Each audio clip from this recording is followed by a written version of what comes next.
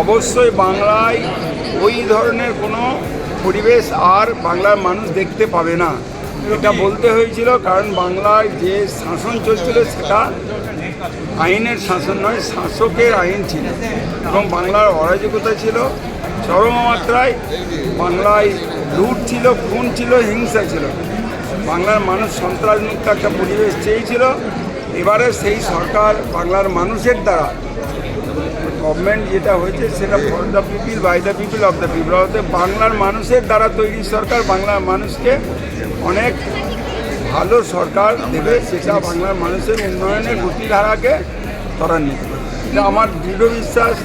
মানুষ খুব খুশি, চারপাশের মানুষ খুব খুশি এই সরকারের পরিবর্তন। মানুষ মুখে কোনো কথা বলতে পারতো না, আজকে মানুষের বুকে এই ভরসাটুকু তৈরি হয়েছে। তারা আজকে এই সরকার তারাই তৈরি করেছে এবং মানুষের ভোটে এসেছে বলে তারা আজকে অত্যন্ত খুশি। বাংলার মানুষ বহুত খুশি। বীরভূমের মানুষের জন্য আপনার কি বার্তা আছে স্পেশালি? আপনি যদি দেখুন, বাংলায় বীরভূমের কথা যেটা বলছেন, সেখানে বালি, পাথর চুরি, অবলীল আক্রমণ চলতো। বাংলার অনুব্রত মতো লোকেরা শুধু বাংলার মানুষের কাছে একটা ত্রাসের কারণ হয়ে দাঁড়িয়েছিল।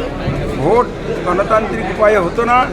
পঞ্চায়েত, পৌরসভা, জেলা পরিষদ সব ভোটই লুটের মাধ্যমে হয়েছে এবং লুটেরার সরকার ছিল। বাংলায় এবার গণতান্ত্রিক পথে একটা সরকার এসছে। বার্তা পঞ্চায়েত, ত্রিস্তরীয় পঞ্চায়েত ব্যবস্থা এবং বাকি যা যা আছে সব ক্ষেত্রে অবাধ এবং শান্তিপূর্ণ সুস্থ নির্বাচন হবে। বাংলার সরকার জনসভা স্বার্থবাহী একটা সরকার দেবে, এটাই আমার বিশ্বাস। আপনি মন্ত্রী হিসেবে শপথ নিয়েছেন, শপথ নেওয়ার পর আপনি কাকে সবচাইতে বেশি মিস করছেন? দেখুন, আমাদের অনেক পুরনো লোকেরা হারিয়েছে আমরা।